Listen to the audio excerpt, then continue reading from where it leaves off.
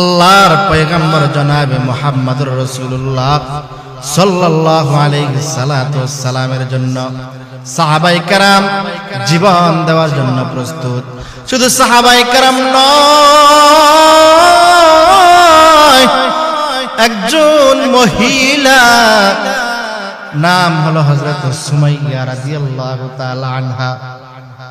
হযরত সুমাইয়া রাদিয়াল্লাহু তাআলা আনহার একজন সন্তান ছিল, নাম হলো হযরত আম্মার। বেঈমান আবু জাহেল তাদেরকে গ্রেফতার করিয়া একটা ঘরের মধ্যে আবদ্ধ করলো।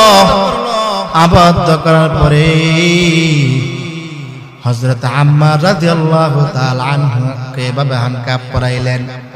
সুমাইয়া রাদিয়াল্লাহু তাআলা আনহাকে হ্যান্ডকাপ পরাইলেন, টানা দিয়ে রাখলেন।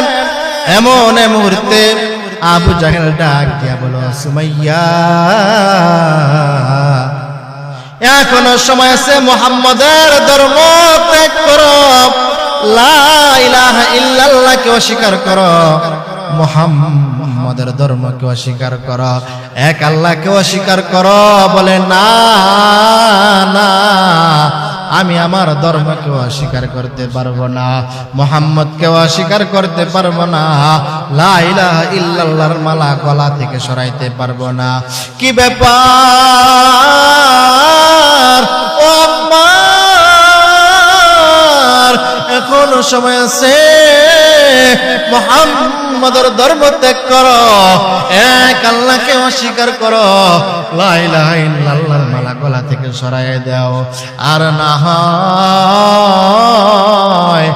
এই মুহূর্তে তোমার মায়ের কাপড় তোমার সামনে খুইলা ফেলা হবে। যুবক ভাইয়েরা আমার, গভীর মনোযোগ দিয়ে শুনি। হযরত আম্মার রাদিয়াল্লাহু তাআলা আনহু 18 বছরের যুবক, কেউ কেউ বলেন 22 বছরের যুবক। 22 বছরের যুবকের সামনে যদি তার মায়ের কাপড়টা খুলে ফেলা হয় তাহলে তার কাছে কেমন লাগবে? এবার 22 বছরের যুবক আম্মার মায়ের চেহারার দিকে কেমন করে জেনে তাকে রয়েছে, কিন্তু মা এমন শক্ত মা। হযরত আম্মারকে ডাক দেয়া বলে, সন্তান, দুনিয়ার ইজ্জত সম্মান চাই না রে সন্তান, আমাকে যা করার করুক, আমাকে যদি আগুনের মধ্যে ফেলাই দেয়, আমাকে যদি এমন অগ্নিকুণ্ডের মধ্যে নিক্ষেপ করে দেয়,